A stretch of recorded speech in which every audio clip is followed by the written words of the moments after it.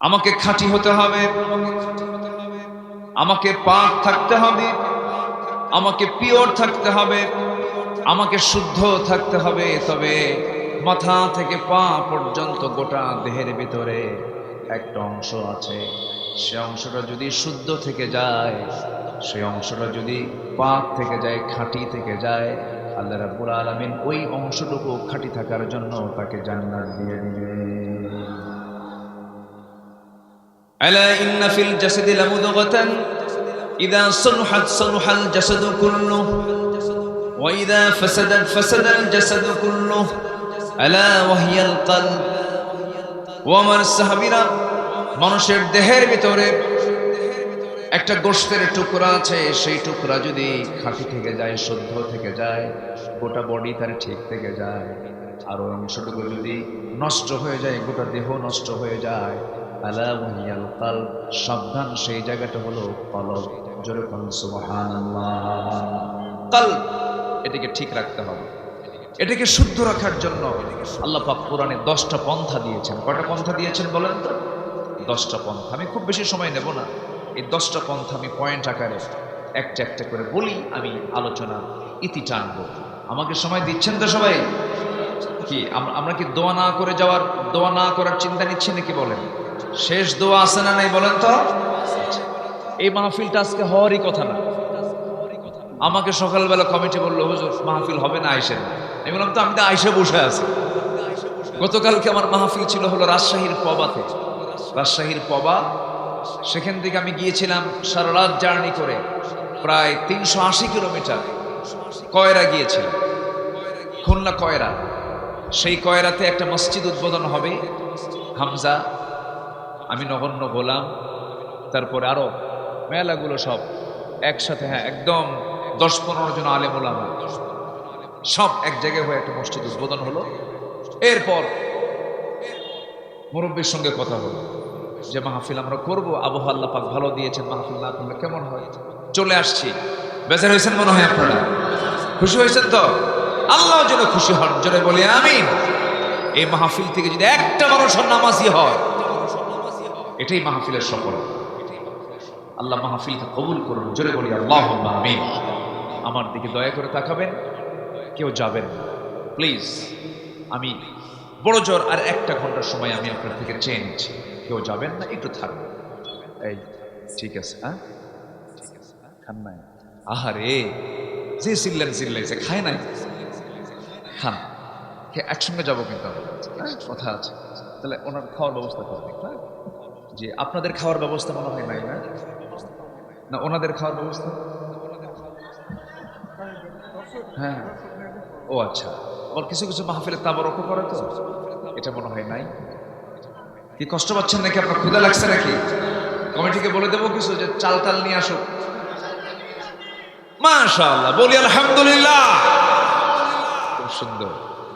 তাহলে আমাদের গোটা বডি ঠিক করার আগে কোনটা ঠিক করতে হবে? বাইরেরটা না ভিতরেরটা? বলেন, বাইরেরটা না ভিতরেরটা? তার নাম কি? এটাকে ঠিক করতে হবে। এটাকে ঠিক করার জন্য 10টা পন্থা আছে। এই 10টা পন্থা যদি আমরা ট্রিট করি, আমরা ভালো হয়ে যাব, জান্নাত নামক বড় নিয়ামত আমরা পেয়ে যাব।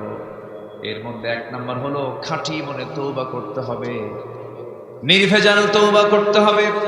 আল্লাহ রাব্বুল আলামিন বলেন, ইয়া আইয়ুহাল্লাযীনা আমানু তুবু ইলাল্লাহি তাওবাতান নাসুহা আসা রাব্বুকুম আন ইউকাফিরা আনকুম সাইয়্যাতিকুম ওয়া ইউদখিলকুম জান্নাতিন তাজরি মিন তাহতিহাল আনহার। জোরে বলুন আল্লাহু আকবার। ঈমানদারেরা, তোমরা তওবার মতো তওবা করো, যে তওবার মধ্য দিয়ে তুমি বান্দা আল্লাহর নৈকট্য হাসিল করতে পারবে, সেরকম করে তুমি তওবা করো। বাবার 4টা সন্তান, 4টা সন্তানের মধ্যে যে সন্তানটা সবচাইতে বড় দুষ্ট, সেই সন্তানটার দিকে বাপ মার নজর কম থাকে না বেশি থাকে? আসতে কয় কম থাকে না বেশি থাকে? বেশি থাকে। যেটা সবচেয়ে ভালো ছেলে তার দিকে কোনো খেয়ালই রাখে না বাপ মা, সবচেয়ে ভালো ছেলের দিকে কোনো তার লক্ষ্য নাই। সন্তান তো সেটা ভালোই আছে, কিন্তু যে সন্তানটা একটু দুষ্ট হয়, বখাটে হয়, বাপ মার টেনশন সর্বক্ষণ তাকে নিয়ে হয়, চোখের পানি ফেলে ফেলে ফেলে কেন্দ্রে বলে আল্লাহ আমার সন্তানকে ভালো করে দাও, নেশা করে নেশা থেকে মুক্ত করে দাও। পৃথিবীর জীবনে যেমন আমরা দেখি একটা দুষ্ট সন্তানের জন্য বাপ মার যেমন সবচেয়ে নজর তার দিকে বেশি থাকে, এই দুনিয়াতে যে বান্দার দ্বারা সবচেয়ে বেশি গুনাহ হয় সেই বান্দার দিকে সবচেয়ে নজর বেশি রাখেন তিনি আমাকে। আল্লাহ বারবার চিন্তা করেন এই বান্দাটা কখন তওবা করবে। যখন বান্দা তওবা করে একটা পা গায়, আল্লাহ পাক তার দিকে 10টা পা গায় দেন। বান্দা যখন হেঁটে হেঁটে আসে, আল্লাহ তার দিকে দৌড়ায় দৌড়ায় চলে যান। ওই বান্দা যখন আল্লাহর কাছে ক্ষমা চায়, ওযু যখন বানায় নেয়, ওযু বানানোর সঙ্গে সঙ্গে হাত যখন ধৌত করে, হাতের সগরা গুনাহগুলো মাফ হয়ে যায়। মুখমণ্ডল যখন ধৌত করে, মুখের সগরা গুনাহগুলো মাফ হয়ে যায়। দুই হাত যখন ধৌত করে, হাতের সগরা গুনাহগুলো মাফ হয়ে যায়। মাথা যখন মাসে করে, মাথার সগীরা গুনাহগুলো মাফ হয়ে যায়। বান্দা যখন দুই পা ধৌত করে, দুই পার সগীরা গুনাহগুলো মাফ হয়ে যায়। বান্দা যখন ইখলাসের সাথে মসজিদের দিকে যখন একটা করে কদম ফেলতে ফেলতে যখন মসজিদের দিকে রওনা দিয়ে দেয়, প্রত্যেকটা কদমে কদমে 10টা করে নেকি লেখা শুরু হয়ে যায়। বান্দা যখন নামাজে দাঁড়ায়, আল্লাহ ওই বান্দার সামনে সরাসরি দাঁড়ায় যায়। আল্লাহ বান্দার সামনে দাঁড়ায় গিয়ে বলে, ও বান্দা তুমি আমার কাছে কি চাও? যা চাও তাই দেব। বান্দা যখন সূরা পড়া শুরু করে দেয়, সহিহ হাদিস এসেছে, যখন বলে আলহামদুলিল্লাহি রাব্বিল আলামিন, আল্লাহ বলেন হামিদানি আবদি আর রহমানির রহিম। আল্লাহ বলেন হাদা বাইনি ওয়া বাইন আবদি। বান্দা তুই আমার কাছে কি চাস? প্রাণ খুলে চা বান্দা। বান্দা যখন ইহদিনাস সিরাতাল মুস্তাকিম থেকে শুরু করে নিয়া ওয়ালাদ দাল্লিন পর্যন্ত যখন বান্দা বলে, আল্লাহ বলেন বান্দারে নামাজের ভিতরে সূরা ফাতিহার প্রত্যেকটা আয়াতে যা যা চাইলি সমস্ত চাওয়াকে পাওয়া করে দিলাম। বান্দা যখন রুকুতে যায়, আল্লাহ তখন অস্থির হয়ে যান। বান্দা যখন সেজদায় পড়ে যখন তাসবিহ পড়া শুরু করে দেয়, আল্লাহ বলেন ফেরেশতারা দেখ এই বান্দাগুলো কেমন করে আমাকে সেজদা দিল, আমাকে দেখলো না, জান্নাত দেখলো না, জাহান্নাম দেখলো না, আমার ভয়ে আমার কিতাবকে সুন্দর করে পড়াশোনা করে রিসার্চ করে আমাকে খুশি করার জন্য সেজদায় পড়ে কাঁদতেছে। ও ফেরেশতারা তোরা সাক্ষী থাক, এই সমস্ত বান্দার সমস্ত গুনাহগুলো মাফ করে আমি আল্লাহ তাদের জন্য জান্নাতের বাজেট পাস করে দিলাম। আল্লাহু আকবার বলেন। আমার আপনার প্রতি আল্লাহর দয়া কম না বেশি? আসতে না কম না বেশি? এই পৃথিবীর সব ভালোবাসাকে আপনি এক জায়গায় করবেন, আল্লাহর ভালোবাসাকে এক জায়গায় করবেন, আল্লাহর ভালোবাসাই সবচেয়ে বেশি ভারী হয়ে যাবে। সব রহমতগুলো 100 ভাগ করা হয়েছে, একটা ভাগ সবার মধ্যে দেওয়া হয়েছে, বাকি সব ভাগ রেখেছেন কার ভিতরে? আসতে না কার ভিতরে? আল্লাহর ভিতরে। তওবা এমন একটা বিষয়ের নাম, যদি কোনো বান্দার তওবা কবুল হয়ে যায়, আত-তাইবু মিনাজ যামবি কামান লা যামবা লা, যার তওবা কবুল হয়ে যায় বুঝতে হবে তার পূর্বের জীবনের সমস্ত গুনাহগুলো আল্লাহ পাক মাফ করে দিয়েছেন। তওবা করব কার কাছে? গুনাহ হবে বান্দার, মাফ করবেন কে? গুনাহ হবে বান্দার, মাফ করবেন কে? তওবা করবে কে? আল্লাহ। ভালো করে কর, তওবা করবে কে? বান্দা। বান্দার তওবা করা হচ্ছে বান্দার দায়িত্ব, আর মাফ করার দায়িত্ব কার? আসতে বলো না, মাফ করার দায়িত্ব কার? নামাজ পড়তে দেয় নাই, নামাজ পড়লে সন্দেহ করা হয়েছে। আমি ঢাবির ছাত্র ছিলাম, ঢাকা ইউনিভার্সিটিতে আমি পড়াশোনা করেছি টুকটাক। আমি আমার সময় দেখেছি 96 থেকে 2000 পর্যন্ত এই 16 বছর যারা ছিল, এই 16 আর 5 কত হলো? 21 বছর। ওই 5 বছরের শাসনামল আমি দেখেছি। গিরার নিচে কেউ প্যান্ট পরলে পরে সন্দেহ করতো না, গিরার উপরে প্যান্ট পরলে ভাবতো এটা শিবির করে, এটা জামাত করে, এটা ধরো। নামাজ পড়াকে সন্দেহ মনে করতো। দাড়ি রেখে বিসিএস ভাইভা বোর্ডে গেলে পরে তাকে ডিসঅ্যালাউ করত। নামাজ 5 ওয়াক্ত পড়লে বলতো তুই তো মৌলবাদী। এরকম করে করে বিভিন্ন ষড়যন্ত্রই চলেছে। নামাজকে যারা সন্দেহের চোখে দেখে তারা কোনোদিন ইমানদার হতে পারে না। আসতে বলবেন না, জোরে বলুন ঠিক কিনা। সম্মানিত ভাইরা, যার জীবনে ইসলামের প্র্যাকটিস নাই, ইসলামের কালচার নাই, সে কেমন করে মুসলিম দাবি করতে পারে? একজন মুসলমান বিয়ে করবে অমুসলিমকে না মুসলিমকে? বলুন, জোরে বলেন, আরো জোরে। মুসলিম না অমুসলিমকে বলেন?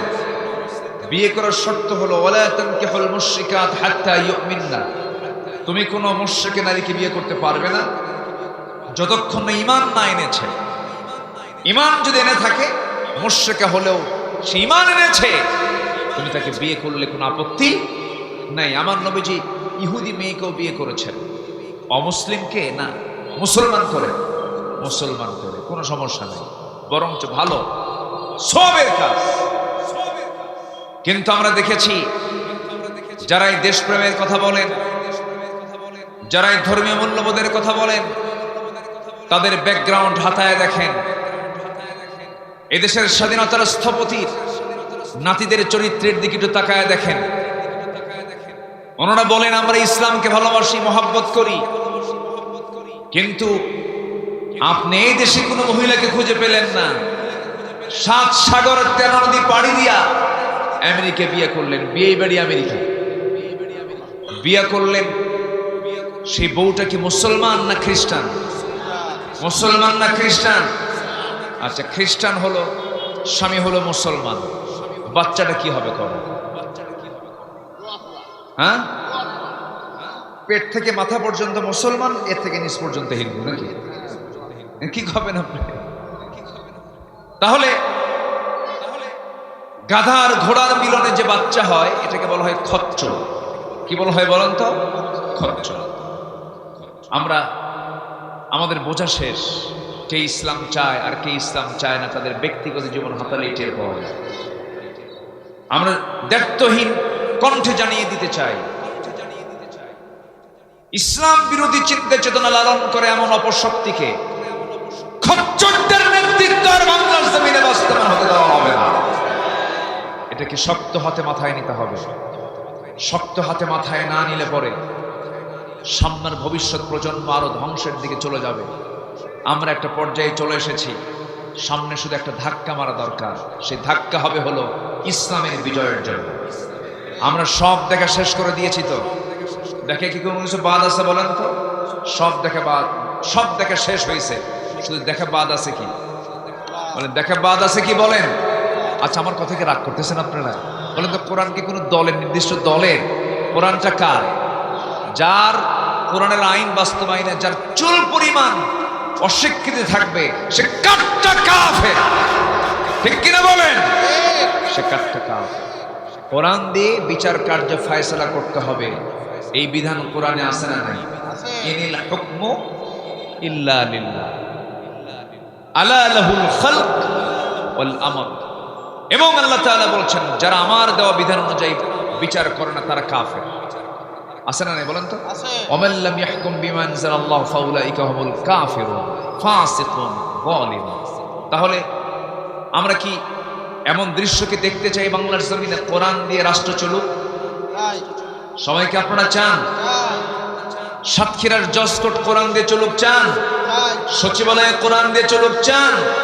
ব্যাংক, বিমা, প্রশাসন, ক্যান্টনমেন্ট, প্রত্যেকটা জায়গায় কোরআন দিয়ে চলুক, সবাইকে চান? কিন্তু আমরা এই 16 বছর চেয়েছিলাম, যারা এখনো চাচ্ছি, আমাদেরকে বলা হতো রাজাকার। আর 64 জেলার মধ্যে চিহ্নিত রাজাকারের জেলা কোন জেলা বলো? বলে আমারে এসপি অফিসে ডাক দিয়ে বলে আপনি সাতক্ষীরায় ওয়াজ করতে আসছেন, এটা তো পাকিস্তান। আমার কি কয়? বলে এটা পাকিস্তানি। বলে এটা পাকিস্তানি, এটা তো বাংলাদেশ না, এরা স্বাধীনতাকে বিশ্বাস করে না। কত বড় বদমাইশ! দেখে কি দোষটা আপনাদের উপর চাপাই গেছে। সম্মানিত বন্ধুগণ, আমরা সব দেখে শেষ করেছি, আগামীতে আমরা কোরআনটা দিয়ে দেখতে চাই আগামীর সরকার আমরা দেখতে চাই নামাজের সরকার, নামাজের সরকার, নামাজের সরকার। আল্লাহ কবুল করুন, জোরে বলি আমিন। যে নামাজের সরকার কায়েম করার জন্য কি বেনামাজি নেতা দরকার না নামাজি নেতা দরকার? সমাজ এখন কোন নেতা বেশি বলেন? কোন নেতা বেশি? বেনামাজি নেতা বেশি। আমার দেশে নামাজি বেশি না বেনামাজি বেশি? বেনামাজি বেশি। নামাজ পড়ে মাত্র 5%, আর 95% নামাজ না পড়ে আর বলে এক ঠেলায় পীরের মুরিদ হয়ে জান্নাত পার হয়ে জাহান্নাম যায়। এরকম গ্রুপও আছে না? নাই আছে। কিন্তু না, যা করেছে ভুল। যারা বসে আছেন আমি সবার কাছে উদাত্ত আহ্বান জানাবো, এবং প্রযুক্তির কল্যাণে এই ক্যামেরা, এই অনলাইনের প্রযুক্তিতে আমাকে যারা দেখছেন আমি সবার কাছে উদাত্ত আহ্বান জানাবো, আত্মশুদ্ধির 10টা পন্থা। 1 নম্বর পন্থা হলো যা করেছি খাঁটি মনে তওবা করুন। সবাইকে রাজি আছেন? আপনার গুনাহ বড় না আল্লাহর রহমত বড়? বলেন তো, বলেন বলেন। আমাদের গুনাহ বড় না আল্লাহর রহমত বড়? আল্লাহকে মাফ করতে পারেন না? শর্ত হলো কি করতে হবে? বলেন বলেন বলেন, কি করতে হবে? তওবা। তওবা যদি করা হয়, আল্লাহ রাব্বুল আলামিন বলেন, বান্দা তোমার পাহাড় পরিমাণ যদি কোনো গুনাহ হয়ে থাকে আমি তোমাকে মাফ করে দেব। আমি তোমাকে সবকিছু মাফ করে সম্মানজনক জান্নাত আমি তোমাকে দিয়ে দেব। ইল্লা মান তাবা ওয়া আমানা ওয়া আমিলা সালিহান ফাউলাইকা ইউবাদদিলুল্লাহু সাইয়্যাতিহিম হাসানাত। জোরে বলুন আল্লাহু আকবার। যারা তওবা করবে, ঈমান আনবে, নেক আমল করবে, আমি আল্লাহ তাআলা তাদের শুধু গুনাহই মাফ করব না, তার জীবনের যে অর্জিত যত গুনাহগুলো আছে সমস্ত গুনাহগুলো আমি আল্লাহ সওয়াব বানায়া তা পাল্টায়া দেব। চিন্তা করা যায় আমার আল্লাহর দয়াটা কত। মানে তওবা যদি কবুল হয়, আমার আপনার জীবনের যে গুনাহটা আছে সেই গুনাহটা আল্লাহ পাক সাইয়্যাতকে হাসানাত দিয়ে সওয়াব দিয়ে পরিপূর্ণ করে দেন। তাহলে আমার আল্লাহকে আমাকে জান্নাত দিতে চান? আস্তে চান, জান্নাত দিতে চান, কিন্তু আমাদের প্রস্তুতি কম। আল্লাহর নাম নেওয়ারই সময় থাকে না। খাওয়ার আগে বিসমিল্লাহ খাবো এটাও মনে থাকে না। খাওয়ার আগে যে বিসমিল্লাহ বলবো এটাও মনে থাকে না। কিন্তু আল্লাহ রাসূল বলছেন বিসমিল্লাহ যদি প্রথমে মনে নাও থাকে, মাঝখানে যদি মনে হয় তাও বলো বিসমিল্লাহি আউয়ালাহু ওয়া আখিরাহু, তাও আমার নামটা বাদ দিও না। আল্লাহু আকবার। তওবা করব কার কাছে? আল্লাহর কাছে। ছোট্ট একটা ইতিহাস মনে পড়লো আমার নবীজির সময় কোন এক নারী, কোন এক মহিলা জিনার কাজে লিপ্ত হয়ে গেছে। মাহফিলে কি মা বোন আসছে? মায়েরা আসছে? মাশাআল্লাহ, আলহামদুলিল্লাহ। আপনাকে অনেক সুন্দর লাগতেছে। আপনি কাজী সাহেব না? মানে কাজী মানে পদবী যেটা আপনাদের এলাকায়। আলহামদুলিল্লাহ। আমাদের কাজী সাহেবকে যদি একটু দাড়িওয়ালা যদি মানে উনি হতেন খুব সুন্দর লাগতো না? বলেন তো, রেখে দিবে। বয়স হয়ে গেছে তো। মাশাআল্লাহ মাশাআল্লাহ, রাখবেন না? ইনশাআল্লাহ রাখতে হবে। সবাই কি মনে করেন আপনারা? আমরা আগামীর মাহফিলে আমাদের কাজী সাহেবকে আমরা দাড়িওয়ালা দেখতে চাই ইনশাআল্লাহ। সবাই কি রাজি আছেন ইনশাআল্লাহ? আল্লাহ কবুল করুন। জি, 2 দিনে সব মাশাআল্লাহ। তবে আপনাদের দাড়ি রাখার দরকার নেই। ভাবসাব যে এমন যে শুধু কাজী সাহেবই রাখুক, আমাদের রাখার দরকার। আমরা সবাই দাড়িওয়ালা হব, জোরে বলি ইনশাআল্লাহ। আপনি কি জানেন এই দাড়িটার দাম কত? এটা সালমান এফ রহমানের দাড়ি না, এটা ও তো রাখছিল ভণ্ডামির দাড়ি, ঠিক কিনা বলেন? আমরা দাড়িটা রাখবো হলো কার মহাব্বতে? বলেন, নবীর মহাব্বতে। আপনি কি জানেন আপনাকে এই সুরতেই কবরে আপনাকে উঠানো হবে, আপনাকে সামনে হাজির করা হবে, এবং নবীজির ছবি যখন আপনার সামনে দেওয়া হবে, ওমান হাযার রাজুল মার রাব্বুক ওয়া মা দীনুক ওমান হাযার রাজুল, এই 3টে প্রশ্ন যখন করা হবে, 3 নম্বর প্রশ্ন, এই লোকটাকে তুমি কি তাকে চিনো? তখন আমার নবী যখন আমার সামনে যখন হাজির করা হবে, ওমান হাযার রাজুল, তখন কি দাড়ি ছাড়া না দাড়িওয়ালা? বলেন, দাড়ি ছাড়া না দাড়িওয়ালা? কিন্তু আমি দাড়ি ছাড়া চলে গেছি কবরে, তাহলে আমার চেহারার সঙ্গে কি তার চেহারা মানাবে? মানাবে না, বেমানান হয়ে যাবে। কষ্ট পেলে কষ্ট মনে নিবেন না, আমি মহাব্বত রেখে কথা বলছি। আমি যখন দাড়িটা রাসূলের সুন্নাহ অনুযায়ী রাখবো, আমার নবীও দাড়িওয়ালা, আমিও দাড়িওয়ালা। আমার নবী যে নামাজি, আমিও নামাজি। আমার নবী যে সত্যবাদী, আমিও সত্যবাদী। আমার নবীজি দানশীল, আমিও দানশীল। আমার নবীজি তাহাজ্জুদ গোজার, আমিও তাহাজ্জুদ গোজার। আমার নবীজি সামাজিক ব্যক্তিত্ব, আমিও সামাজিক ব্যক্তিত্ব। আমার নবীজি দ্বীনের দায়ী, আমিও দ্বীনের দায়ী। আমার নবীর চরিত্রের সঙ্গে আমার চরিত্র মিলে যাবে, চেহারা মিলে যাবে, দাড়ি মিলে যাবে, সুরাত মিলে যাবে। সেই সময় আমার চোখ দিয়ে পানি বের হবে আর বলবো, হ্যাঁ নবীজনা মুহাম্মদ সাল্লাল্লাহু আলাইহি ওয়াসাল্লাম। এই তিনটে প্রশ্নের জবাব দেওয়া মানে জান্নাতের সমস্ত সুঘ্রাণ কবর থেকে পাওয়া শুরু করে। জোরে বলে সুবহানাল্লাহ। আল্লাহ কবুল করুন, আল্লাহ কবুল করুন। একটা মহিলা সাহাবীর কথা মনে হলো আমার মায়েরা একটু কান লাগান, একদম মনোযোগ দিয়ে কথাটা শুনবেন। আপনার একটা কথা আপনার জীবনকে চেঞ্জ করে দিতে পারে। এটা তো আমার কথা না, সাহাবে কেরামদের জীবন থেকে ছোট্ট একটা ইতিহাস আমার মনে পড়ল। সেই মহিলা সাহাবী নবীর কাছে এসে হাউমাউ করে কাঁদলেন। আমার নবীজি বললেন, মহিলা কাঁদো কেন? ইয়া রাসূলুল্লাহ, বড় একটা ভুল করে ফেলেছি, বড় একটা অপরাধ করে ফেলেছি। কি করেছো বলো? এত বড় দোষ করেছি যার শাস্তি দুনিয়াতে বেঁচে থাকতে পারবো না। কি করেছো বলো? ইসলামের শাস্তি তিনটা গুনাহ, তিনটা অপরাধ করলে পরে তার বাঁচার কোনো অধিকার নাই। কয়টা অপরাধ বলেন? তিনটা অপরাধ মনে রাখবেন। কতলুন নাফস, যদি কেউ কাউকে হত্যা করে ইসলাম তাকে হত্যার নির্দেশ দিয়েছে। এরকম হত্যাকারী আমার দেশে মনে হয় নাই। 16 বছরে, এই 16 বছরে 60,000 মানুষকে খুন করা হয়েছে। 60,000। প্রতিটি হত্যার বিচার বাংলার জমিনে হতে হবে। ফেরাউন মেরেছিল হলো 40,000। ফেরাউন মারছিল কত? তাহলে এটা কমছে না বাড়ছে? এটা বাড়ছে। ফেরাউন মেরেছিল কেমন জানেন? ওটা আবার আরেক পাশান, মার পেট চিরে বের করতে ছেলে সন্তান। ইউযাববিহুনা আবনাআকুম, ছেলে সন্তানগুলোকে জব করত। ওয়াস্তাহইয়ুনা নিসাআকুম, মেয়ে সন্তানগুলোকে জিন্দা রাখত। ফেরাউন তার ক্ষমতাকে পাকাপোক্ত করার জন্য 40,000 শিশুকে হত্যা করেছিল। ফেরাউন পৃথিবীতে বেঁচে ছিল হলো 1600 বছর, আর এরা 60,000 মেরে বেঁচে ছিল হলো 16 বছর। সংখ্যার কি মিল দেখছেন? সংখ্যারও মিল আছে, চরিত্রেরও মিল আছে। যারা মানুষকে হত্যা করে রাজনীতি করে তারা সবগুলো ফেরাউনদের পেটা। আপনি জানেন একটা মানুষের জীবনের দাম কত? আল্লাহ তাআলা নিজে বলছেন, কোরআনে বলছেন, ফাকাতালান নাস জামিআ। যে ব্যক্তি একটা মুসলমানকে, যে ব্যক্তি একটা মানুষকে হত্যা করলো, সে যেন গোটা পৃথিবীর সকল মানুষকে হত্যা করলো। কত বড় অপরাধ, কত বড় অপরাধ! একটা মানুষকে মেরে ফেলা মানে গোটা পৃথিবীর মানুষকে মেরে ফেলা। কার কথা? আল্লাহর কথা। ইসলাম তিনটা অপরাধকে একদম ক্ষমার অযোগ্য বলেছে। ইসলাম বলেছে তাদেরকে মেরে ফেলতে হবে। নাম্বার 1 হচ্ছে যদি কেউ কাউকে খুন করে ফেলে, খুন করলে তার কোনো ক্ষমা নাই। নাম্বার 2 হলো যদি কেউ জেনা করে ফেলে, কিন্তু সেই জেনাটা হতে হবে বিবাহিত অবস্থায়। যদি কেউ জেনা করে ফেলে তার শাস্তি হলো পৃথিবীতে বাঁচার কোনো অধিকার নাই। আর যদি কোনো অবিবাহিত যুবক যুবতী যদি জেনার কাছে লিপ্ত হয়ে যায়, তার শাস্তি হলো মিয়াতা জালদা, 100 দোররা মারতে হবে। সেটাকে ঘরে না বাইরে? আস্তে করতে হবে। ঘরে না বাইরে? একা কিনা সব লোক দেখে, সব যুবকদেরকে ডাক দিয়া এই যুবককে মারতে হবে 100 দোররা। ও দেখলেই যেন ওর মনে হয় ওরে বাপরে বাপ, কি মায়ের এটা!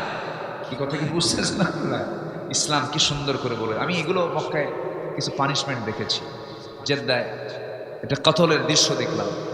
একদম গোটা জেদ্দাবাসীকে ডাকছে, জেদ্দাবাসীকে ডেকে সামনে কাজীও চলে আসলো। কাজী আরবিতে কাজী মানে হলো জাস্টিস, বিচারপতি। বসলো চেয়ারে, জমটুবি পড়ায় দিল। কি বলে কি, যে মারে জল্লাদ, জল্লাদ চলে আসলো। আগে তাকে তালকিন পড়ানো হলো, কালিমা পড়ানো হলো, আল্লাহর বিধান বিধান পড়ানো হলো, সবকিছু পড়ানো হলো। ওই আয়াতটা পড়া হলো, যে আয়াতে এই শাস্তির বিধান আছে, সে আয়াতটা তেলাওয়াত করা হলো। ফারজুমুহুমা নাকালাম মিনাল্লাহ, মানে তাকে যে পাথর মেরে শেষ করা অথবা কতল করে, এই আয়াতটা পড়ানো হলো। এরপরে একদম তরবারের একটা আঘাতে মস্তকটাকে ছিটকে ফেলে দেওয়া হলো এবং চতুর্দিকে আওয়াজ হলো আল্লাহু আকবার। সবচেয়ে বড় তিনি কে? সবচেয়ে বড় তিনি কে? আজকে জেনার শাস্তি ইসলাম দিয়েছে। আমার দেশের আইনজীবী কিছু আছে বলে, এগুলো কোন আইন হলো? এত পাশবিক আইন, এই সমস্ত আইন চলতে পারে না। জুতা পেটা করা দরকার এই বেয়াদবদের। ঠিক কিনা বলেন? আমাকে সৃষ্টি করেছেন কে? বিধান দিয়েছেন কে? বান্দার অকল্যাণ কল্যাণ কোনটা ভালো কোনটা মন্দ সবচেয়ে বেশি বুঝেন তিনি আমার কে? আল্লাহর আইনের ভিতরে যে হাত দেবে তার ঈমান আছে না গেছে? কিন্তু আমার দেশে জেনার কি কোনো শাস্তি আছে? জেনা করে ধরা পড়ছে, জেনার শাস্তি কি জানেন? 100 টাকা জরিমানা। কত জরিমানা বলেন? 100 টাকা জরিমানা। আমার দেশের জেনার শাস্তি হলো 100 টাকা জরিমানা। ইসলাম বলে দিচ্ছে তাকে শেষ করে দাও।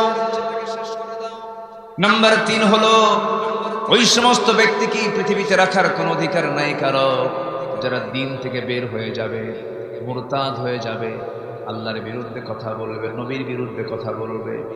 আমার বন্ধুগণ, নবীর বিরুদ্ধে আল্লাহর বিরুদ্ধে আজ পর্যন্ত আমার দেশে একজন দুজন নয় ডজন ডজন নাস্তিক আল্লাহর বিরুদ্ধে নবীর বিরুদ্ধে কথা বলেছে, একটারও এ পর্যন্ত কোনো শাস্তি দেওয়া হয় নাই। বরঞ্চ নববধূর মতো 90-এর দশকে তাসলিমা নাসরিনকে বাইরে বের করে দেওয়া হয়েছে। এরকম করে বহু নাস্তিককে সম্মান করে তাদেরকে বাইরে তাদেরকে ট্রান্সফার করে দেওয়া হয়েছে, কাউকে শাস্তি দেওয়া হয় নাই। কিন্তু যদি আজকে যদি একটা জেনাকারের, একটা মুরতাদির, একটা খুনির যদি জেনার খুনির মুরতাদের যদি শাস্তি যদি ঢাকার 0 পয়েন্টে সবার চোখের সামনে যদি বাস্তবায়ন করা হতো, আল্লাহর কসম করে বলি এই সমস্ত শাস্তির বিধান কার্যকর হলে পরে গোটা জমিন থেকে সমস্ত অন্যায় কাজ অবশ্যই বন্ধ হয়ে যেত। ঠিক কিনা বলেন? আমার নবীর সামনে একজন মহিলা সাহাবী এসে বললেন, ইয়া রাসূলুল্লাহ, আমি এমন গুনাহ করে ফেলেছি, আমার শাস্তি হলো আমার দুনিয়াতে বাঁচার অধিকার নাই। রাসূল বললেন, কি করেছো? আমি জিনা করে ফেলেছি। না তুমি করো নাই। হুজুর আমি জিনা করে ফেলেছি। না তুমি করো নাই। হুজুর আমি জিনা করে ফেলেছি। 3টি বার রাসূল মানা করলেন। মহিলা বলছেন, হুজুর আমি জানি আপনার মধ্যে দয়া কাজ করছে, কিন্তু দয়া দেখায় কি লাভ হবে? আমি চাই না জাহান্নামে চলে যাই। আমি চাই না জিনার কাতারে আমি কিয়ামতের দিন দাঁড় হয়ে যাই। আমি চাই এর শাস্তি দুনিয়ার জিন্দেগিতেই হয়ে যাক। ইয়া রাসূলুল্লাহ, আপনি আমার উপর আইনটা কার্যকর করে দেন। আমার নবীজি বলছেন, মহিলা জেনা যে করেছো, জেনার ফলে তোমার পেটে বাচ্চা আসছে নাকি? বাচ্চা আসছে। যাও, সন্তান ডেলিভারি না হওয়া পর্যন্ত তোমার উপরে কোনো আইন কার্যকর করা যাবে না। কারণ তুমি অপরাধ করতে পারো, তুমি অপরাধী হতে পারো, কিন্তু তোমার সন্তান কোনো অপরাধ করে নাই। চলো যাও মহিলা। মহিলা ভরাক্রান্ত হৃদয় নিয়ে বাড়িতে ফিরলেন। সেজদায় পড়ে পড়ে কাঁদেন, তওবার পরে তওবা করেন, সেজদায় পড়ে পড়ে ডুকরে ডুকরে কাঁদেন। 9টা মাস পার হলো, সন্তান ডেলিভারি হয়ে গেল। সন্তান ডেলিভারি হওয়ার 2 দিন 3 দিন 4 দিন পর নয়, মাত্র একটা দিন পর সন্তানকে বাসায় রেখে নবীর সামনে হাজির হয়ে বলছেন, ইয়া রাসূলুল্লাহ, সন্তান ডেলিভারি হয়ে গেছে, আপনি আমার উপর আইনটা কার্যকর করে দেন। রাসূল বলছেন, মহিলা সন্তান তো ডেলিভারি হলো, সন্তানটা জীবিত না মৃত? হুজুর সন্তান তো জীবিত রেখে এসেছি। আমার নবীজি বললেন, কোনো কথা নাই, হাউলাইনি কামিলাইন, অবশ্যই তোমাকে 2টা বছরের সন্তানকে দুধ পান করাতে হবে। যাও মহিলা বাড়িতে চলে যাও। হুজুর আমি বাঁচবো তার গ্যারান্টি? রাসূল বললেন, আমি তোমার জন্য দোয়া করে দিলাম। একটা প্রশ্ন করতে চাই, বলুন তো আমার নবীর আসামি ধরার জন্য কি কোনো পুলিশ পাঠানো লাগছে নাকি? পুলিশ পাঠানো কোনো জেলখানার প্রয়োজন হয়েছে নাকি? কোনো গোয়েন্দা লাগে নাই, কোনো পুলিশ লাগে নাই, জেলখানার প্রয়োজন হয় নাই। আসামি নিজে হাজির হয়েছে বিচারপতির সামনে, একমাত্র কেবলমাত্র কার ভয়ে? জাতি ভালো হবে কার ভয়ে? জাতিকে শিক্ষা দিতে হবে কার ভয়ের শিক্ষা? আল্লাহর ভয়ের শিক্ষা দিতে হবে, মানুষ ভালো হয়ে যাবে। আল্লাহর ভয়ে ছাড়া মানুষ ভালো হবে না। প্রশাসনের ভয় দেখিয়ে মানুষকে ভালো করা যাবে না। খুন কখনো বন্ধ হবে না। ওমরে ফারুক রাদিয়াল্লাহু তাআলা আনহু প্রথম খলিফার আমলে 2টা বছর তিনি মদিনার বিচারপতি ছিলেন। মদিনার বিচারপতি, তিনি প্রধান বিচারপতি ছিলেন। 2টা বছর 24 মাস তিনি বিচারপতির দায়িত্ব পালন করলেন। বিচারপতির দায়িত্ব যেদিন তার শেষ হয়ে গেল, আফসোস করে বলছেন, ওমর রে, তোর কপালটা এমন, 2টা বছর আমি ওমর মদিনার বিচারপতির দায়িত্ব পালন করলাম, কিন্তু একটা বিচারও করতে পারলাম না, একটা রায় দিতে পারলাম না। কারণ একটা মামলা 2 বছর, একটা মামলা তার কোর্টে হাজিরা হয় নাই, একটা মামলাও জমা হয় নাই। সুবহানাল্লাহ। একটা মানে বিচারালয় আছে, আদালত আছে, কিন্তু কোনো আসামি আসলে কোনো আসামি নাই। কার ভয়ে? আসতে বলবেন না, কার ভয়ে? আল্লাহর ভয়ে। এখন আমার দেশে কোর্ট কাছারিতে আসামি কম না বেশি? কারণ আসামি কম না বেশি, এটা কি ভালো লক্ষণ? বিগত 16 বছর সবচেয়ে কম ছিল না, সবচেয়ে বেশি ছিল। নিরপরাধ মানুষগুলোকে অত্যাচার করা হয়েছে, জুলুম করা হয়েছে। আমাকে 2018 সালে ধরে নিয়ে গেছে, ধরে নিয়ে থানায় জমা দিয়া পরে হ্যান্ডকাফটারকে লাগায়া বলল, হুজুর নির্বাচনের আগে তো একটু জেল টেল খাটেন, নির্বাচন শেষ হয়ে যায়। কি শেষ হয়ে যায়? নির্বাচন শেষ হয়ে যায়। জেলখানায় ঢুকলাম, কোনো দোষ নাই, কোনো অপরাধ নাই। এরকম করে রাস্তার ফকিরকে পর্যন্ত ধরে নিয়ে গেছে। মানে একটা মামলা হয়েছে, আসামির শর্ট, ফকির ধরে কোটা পূরণ করছে। এই হচ্ছে অবস্থা। তো 3 মাস আমি জেলখানার মধ্যে ঢুকলাম। যেদিন প্রথম দিন, বিশাল বড় ফটকের ভিতর দিয়ে ঢুকলাম। ঢোকা মাত্রই দেখি আমার এক পরিচিত এক মুরব্বী, বয়স 80 থেকে 85 বছর হবে, আমার দিকে তাকায়, আমাকে দেখে লম্বা একখানে সালাম দেবে, হুজুর আপনি জেলখানায় ঢুকছেন? খুব খুশি হলাম। বলুন জেলখানায় ঢুকলে কি খুশি হওয়ার কথা? তো বললাম খুশি কেন আপনি? কে বাবাজি ওয়াজ শুনতে চাই আপনার, অনেক দূর থেকে ওয়াজ শুনি, বহুবার চেষ্টা করেছি আপনার সঙ্গে মুসাফা করবো, একটু মহানাকা করবো, একটু গল্প করবো, একটাবার চান্স পাই না। আল্লাহ আমার কত সুন্দর সহজে মিলাই দিয়েছে, দোয়া করি আপনি জেলখানায় থাকুন।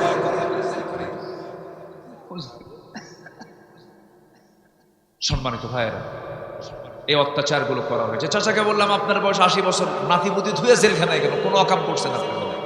ঠোঁটকাটা চাচা, মানে মুখ থেকে বের হয়ে যায় কথাগুলো। বললাম আপনি কি করছেন আপনি? চাচা বলে, বাবা বোমা হামলা। মানে ওনার নামে বোমার মামলা দিছে। বুড়া মানুষ 80 বছর, বলেন তো ওনার হাতে যদি কেউ বোমা তুলে দেয়, বোমা কি লক্ষ্যে বসবে না তার মাথায় পড়বে? এই হলো সিচুয়েশন, যেটা শয়তানও বিশ্বাস করে না। এমনও সাক্ষী রেডি করা হয়েছে আল্লামা সাঈদীর বিরুদ্ধে।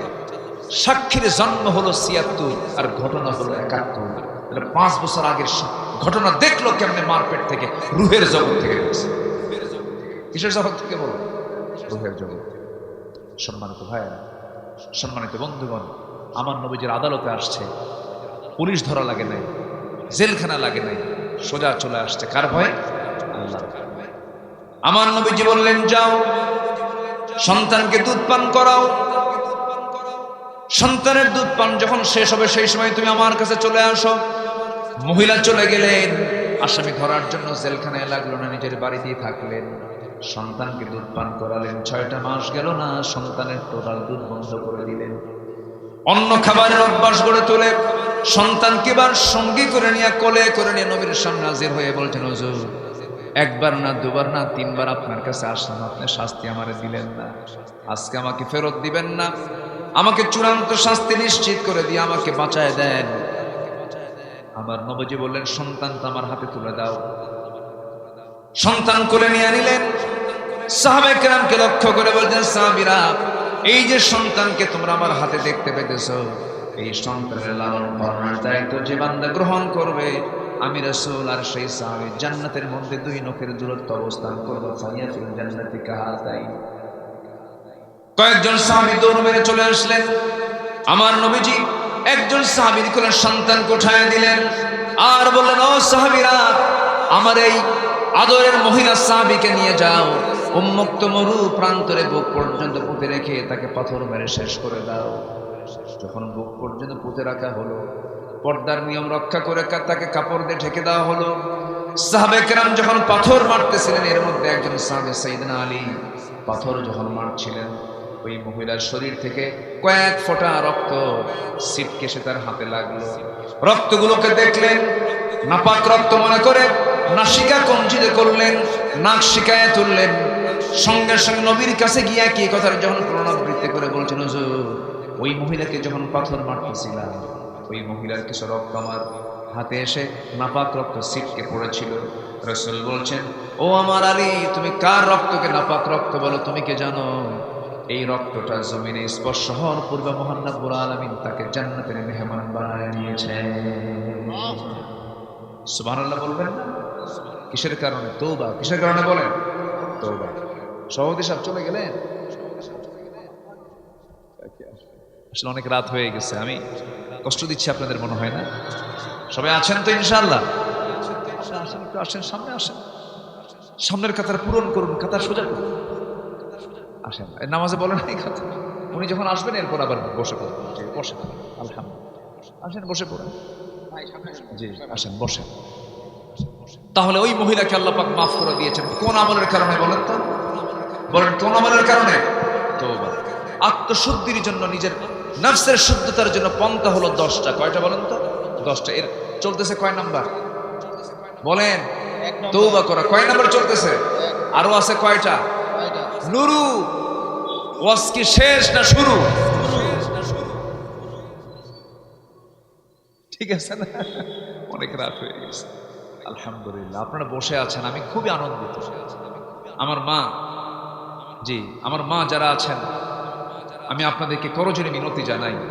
আপনি কি জানেন আপনার সামান্য কিছু আমল আল্লাহর 8টা জান্নাতের দরজা খুলে দেবে, কিন্তু আপনার সামান্য ভুল আপনাকে জাহান্নামে যাওয়াকে অনিবার্য করে দেবে। মেয়েদের ভিতরে সবচেয়ে বড় সমস্যা হলো মেয়েরা তাদের রূপকে বড় পুরুষের সামনে দেখাতে খুব পছন্দ করে আধুনিক সমাজের মেয়েরা। ঠিক কিনা বলেন?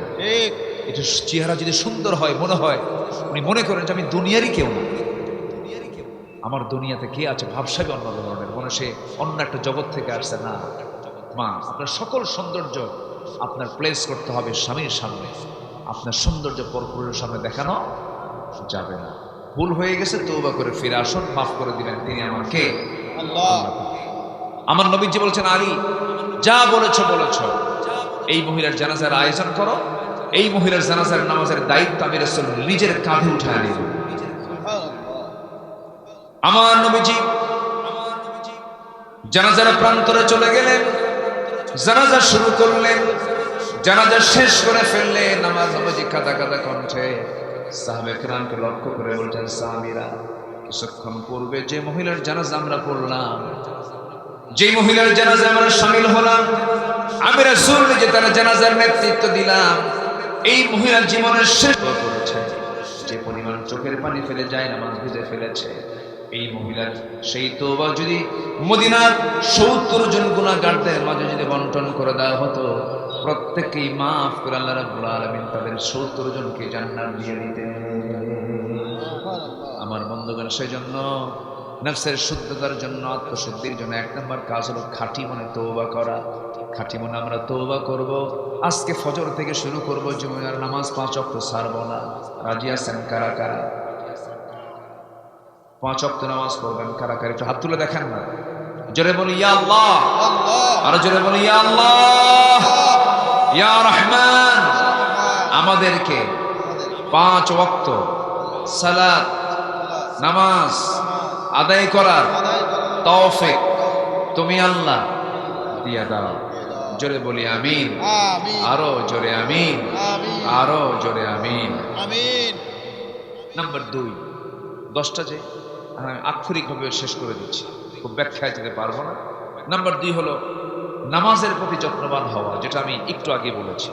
নামাজের প্রতি আমরা অযত্ন হব না যত্ন নেব? বলেন তো। যত্ন নেব। জাহান্নামে যাওয়ার 1 নম্বর কারণ কি বলেন? বলেন নামাজ। জাহান্নামে যাওয়ার 1 নম্বর কারণ কি? আবার জান্নাতে যাওয়ার 1 নম্বর কাজ কি? নামাজ। এবং ঈমানদারের 1 নম্বর কাজ কি? নামাজ। কাফের এবং মুমিনের মধ্যে পার্থক্য সৃষ্টি করে কি? নামাজ। চরিত্রহীন এবং চরিত্রবানের মধ্যে পার্থক্য কি বলেন? নামাজ। খুব কষ্ট দিয়ে ফেলতেছে আপনাদের। নাম্বার 2 হলো সালাতের ব্যাপারে যত্নবান হওয়া।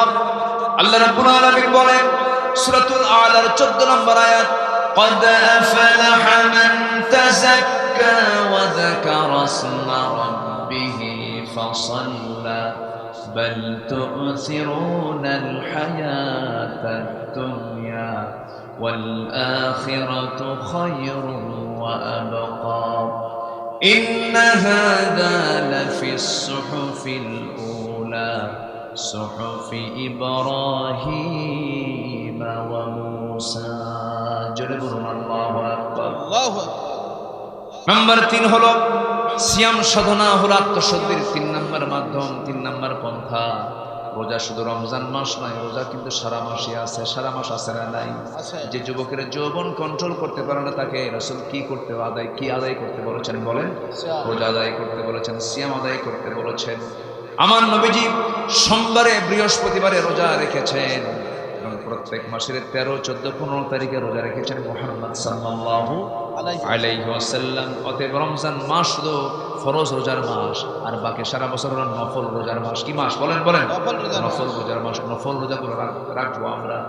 নফল ফরজকে পাহারা দেবে। আপনি কি জানেন এই রোজাটার পুরস্কারটা এমন বরকতের পুরস্কার, প্রত্যেকটা সওয়াব লেখে ফেরেশতারা, আর রোজার সওয়াব লেখে আল্লাহ তাআলা নিজে বান্দাকে দিয়ে দেন। জোরে করেন সুবহানাল্লাহ। রোজা রাখবো কার জন্য? আল্লাহর জন্য। রোজার মধ্যে মানুষকে দেখানোর কোনো সুযোগ নাই। হজে দেখানোর সুযোগ আছে। আলহাজ লেখে, কি লেখে? আলহাজ লেখে। যাকাত দেয়, বলে খুব লোকটা বড় দানশীল, দানবীর বলে। নামাজি, নামাজ পড়লে মানুষ দেখে বলেন লোকটা নামাজি, দেখানোর সুযোগ আছে। দানকে দেখানোর সুযোগ আছে, হজকে দেখানোর সুযোগ আছে। কিন্তু রোজা এমন একটা ইবাদত, কেউ দেখার কোনো সুযোগ, শুধু দেখেন কে বলেন? আল্লাহ। আজ থেকে কে দেখেন? আল্লাহ। আজ থেকে 15 বছর আগে আমি সাউথ কোরিয়া গিয়েছিলাম। সাউথ কোরিয়া কুত্তা খায়। কি খায়?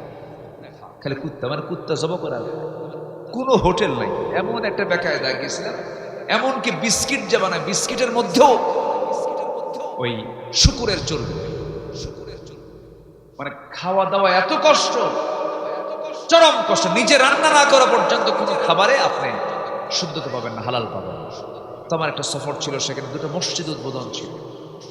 2টা মসজিদের উদ্বোধনের জন্য আমি গিয়েছিলাম আজ থেকে আরো 13-14 বছর আগে। তো আমার এক পরিচিত এই দেশেরই মানুষ, প্রবাসী, ওখানে থাকে। সে ওখানে বিয়েও করছে। কি করছে? বিয়ে শাদী করছে। বৌদ্ধ একজনকে বিয়ে করে তাকে মুসলমান বানায় নিয়ে এরপর সংসার করছে। তো সে বন্ধু, সেই ভাইটা আমাকে বলতেছে, ভাই আমার এক মালিক সে বৌদ্ধ, তো রমজান মাসে রোজা আছি আমি। আমাকে বারবার বলতেছে তুমি পানি খাও তো। আমি তো হোলি ফাস্ট, আমার মানে জাস্ট আমি রোজা আছি। কেন খাও তুমি? না, আমার আল্লাহ দেখে ফেলবে, আমার আল্লাহ রাগ করবে, অসন্তুষ্ট হবে। আল্লাহ পাক আমাকে রোজা রাখার জন্য বলেছে। কিন্তু তোমার আল্লাহ তোমাকে মানা করছে। ভালো কথা, খাইও না, আমার সামনে লুকায় খাও, যাও। এই কথা কি বুঝতেছেন না? মানে ওরা তো এমন ধর্ম পালন করে, আমি নিজের চোখে দেখেছি। এই বছরে করে কি একবার ওদের বাপদাদার কবরে যায়, সমাধিতে যায়, বছরে একবার দুবার যায়। এতগুলো মদ নিয়ে যায়, মদের বোতল নিয়ে যেয়ে ওই সমাধির কাছে যেয়ে কি যেন কয়ে দোয়া করে বলে, বাবা এই যে এতগুলো মদ দিয়ে গেলাম, তুমি আরাম মতো খাইবে আর মজা করবে। এই কথা কি বুঝতেছেন? ওদের কালচার এটা। সে বৌদ্ধ আমার ওই প্রবাসী ভাইকে বলতেছে, তুমি আল্লাহ তোমাকে দেখবে কেমনে, যাও ঘরের মধ্যে যাও, লুকায় খাও। আমার আল্লাহ তো এমন আল্লাহ, যিনি ঘরেও দেখেন, বাইরেও দেখেন, আলোতেও দেখেন, অন্ধকারেও দেখেন। এই জন্য আমার খাওয়ার কোনো কায়দাই নাই। অতএব সিয়াম হচ্ছে একটা গোপন ইবাদত। এই গোপন ইবাদতের পুরস্কার আল্লাহ নিজ হাতে বান্দাকে দিয়ে রাইয়ান নামক দরজার মধ্য দিয়ে জান্নাতের মধ্যে ঢুকায় দেন। সুবহানাল্লাহ। আল্লাহ। তো চিন্তা করে, তার চিন্তা হলো ওদের আল্লাহ দেখে, আবার দেখে না, কিন্তু আমার আল্লাহ কি দেখে? সব সময় দেখে। পরে এখন ওই প্রবাসীকে বলতেছে, ওই সাউথ কোরিয়ার সেই বুদ্ধিস্ট বলতেছে, তাহলে তো তোমার দেশের মানুষ সবাই আল্লাহওয়ালা, সব ভালো, কেন তোমরা অন্ধকারে খাও না, আলোতে খাও না? অন্ধকারে না খেয়ে থাকো, আলোতে না খেয়ে থাকো, যে আল্লাহর ভয়ে, সেই দেশের মানুষের চাইতে ভালো মানুষ পৃথিবীতে আর হয়। তাহলে তো আমার দেশের মানুষ এরকম ভালো, তাই না? আসতে কয় ভালো কই? রোজার কোনো হক আছে আমাদের? রোজার মাসেও আকাম কুকাম আছে না নাই? রোজা রেখেও ঘুষের টাকা আছে না নাই? আসছে ঘুষের টাকা। অফিসার রোজা আছে, কে ভাই আমি তো রোজা আছে, আমি তো এখন ঘুষের টাকা নিতে পারবো না, আমি চোখ বন্ধ করলাম, পকেটে ঢুকে দিয়ে যাও, সন্ধ্যার পরে ইফতার করে দেখেন। এই কথাকে বুঝতেছেন আপনারা? এই হচ্ছে আমার দেশের রোজাদারদের অবস্থা। এরকম রোজা নয় আমরা রাখবো যে রোজার মধ্য দিয়ে আল্লাহ পাক সন্তুষ্ট হবেন, সেই রোজা রাখবো। নফসের শুদ্ধতা চলে আসবে। জোরে বলি ইনশাআল্লাহ, জোরে বলি ইনশাআল্লাহ। নাম্বার 4 হলো আল্লাহর জিকির করা। লোহায় যেমন মরিচা লাগে, এই কলবের মধ্যে মাঝে মাঝে মরিচা লেগে যায়। সেই মরিচা দূর হওয়ার জন্য বলতে হবে 4টা মানুষের শিখে দেওয়া জিকির। সবাই বলেন সুবহানাল্লাহ, বলেন সুবহানাল্লাহ, আলহামদুলিল্লাহ, লা ইলাহা ইল্লাল্লাহ, আল্লাহু আকবার। শিখিয়ে দিয়েছেন মুহাম্মদ সাল্লাল্লাহু আলাইহি ওয়াসাল্লাম। আল্লাহ রাব্বুল আলামিন বলেন, الذين آمنوا وتطمئن قلوبهم بذكر الله ألا بذكر الله تطمئن القلوب। সূরা রাদ আয়াত নম্বর 28। যাদের দিলের মধ্যে আল্লাহর জিকির থাকবে তারাই তো প্রশান্ত হৃদয়ের হবে। যার হৃদয়ের মধ্যে আল্লাহর নাম থাকে সেই বান্দা সবচেয়ে প্রশান্ত বান্দা। জোরে কোন সুবহানাল্লাহ। তার মধ্যে কোনো হাই হুতাশ থাকে না। যার আল্লাহর জিকির থাকে তার মধ্যে কোনো হাই হুতাশ থাকে না, এতে প্রশান্ত থাকে। নাম্বার 5 হলো কোরআনের সঙ্গে সম্পর্ক বৃদ্ধি করতে হবে। এই কিতাবের সঙ্গে তাআল্লুকটা বাড়াতে হবে, সম্পর্ক বাড়াতে হবে। এই কিতাবের সঙ্গে যার সম্পর্ক বেশি, আল্লাহর সঙ্গে তার সম্পর্ক বেড়ে যাবে। আমার বন্ধুগণ, কোরআন আমরা বেশি বেশি করে পড়বো, বেশি বেশি করে বোঝার চেষ্টা করবো। জোরে বলি ইনশাআল্লাহ। নাম্বার 6 হলো সেজদায় বেশি বেশি ক্রন্দন করা। কান্নাকাটি করার জায়গা ব্যক্তির কাছে না আল্লাহর কাছে? ব্যক্তির কাছে না আল্লাহর কাছে? কিন্তু আজকে মানুষ কান্দে বেশি আল্লাহর কাছে না ব্যক্তির কাছে? ব্যক্তির কাছে কান্দে। ব্যক্তি আপনাকে সমাধান দিতে পারবে না, আল্লাহ আপনাকে সমাধান দিতে পারবে না, এই জন্য আল্লাহর কাছে আমরা কাঁদবো। নাম্বার 7 হলো হালাল রিজিক উপার্জন করব। নাম্বার 8 হলো মিথ্যাচার ছেড়ে দেব, গীবতকে ছেড়ে দেব। নাম্বার 9 হলো অহংকার আত্মগরিমা বর্জন করব। নাম্বার 10 হলো সবচেয়ে বড় একটা গুণ, তাকওয়া অর্জন করব। এই 10টা গুণ যার মধ্যে থাকবে তার নফসের শুদ্ধতা 100% চলে আসবে। কথাগুলো কার? আল্লাহ তুমি সবাইকে আমল করার তৌফিক দিয়ে ভাই। জোরে বলি আমিন। আমি আমার কথা আর বাড়াবো না, যতটুকু হয়েছে আমরা বলে ফেলি আলহামদুলিল্লাহ। জোরে বলি আলহামদুলিল্লাহ, আরো জোরে বলি আলহামদুলিল্লাহ। ফজর হবে তো সবার ফজর হবে তো? আমার মা বোন যারা আসছেন পর্দা কন্টিনিউ করবেন। খালাতো ভাই, মামাতো ভাই, দুলা ভাই দেখা করা জায়েজ নাই, এই সমস্ত বিষয়গুলো খেয়াল করার চেষ্টা করবেন। অনেক দূর থেকে অনেক কষ্ট করে কোরআন শোনার জন্য আসার জন্য ধন্যবাদ। এবং অল্প সময় আপনার দাওয়াতে সাড়া নিয়ে মাহফিল তো বন্ধ হয়ে গিয়েছিল, আবার ঘোষণার মধ্যে দিয়ে মাহফিলে চলে আসছে। আল্লাহর মেহেরবানি, আল্লাহর মেহেরবানি, আল্লাহর মেহেরবানি। আল্লাহ তাআলা এই মাহফিলকে কবুল করুন, কমিটিকে কবুল করুন, সবাইকে কবুল করুন। জোরে বলি আল্লাহুম্মা আমিন। সবাই নামাজের মতো করে বসি, সবাই বলে সুবহানাকাল্লাহুম্মা সুবহানাকাল্লাহুম্মা ওয়া বিহামদিকা আশহাদু আল্লা ইলাহা ইল্লা আনতা আস্তাগফিরুকা ওয়া আতুবু ইলাইকা। চিৎকার মেরে বলি ইয়া আল্লাহ, আমার জীবনের সাগীরা কবীরা, ছোট বড় সব গুনাহ তুমি আল্লাহ মাফ করে দাও। জোরে বলুন ইয়া রাব্বাল আলামিন, ইয়া রাব্বাল আলামিন, ইয়া রাব্বাল আলামিন।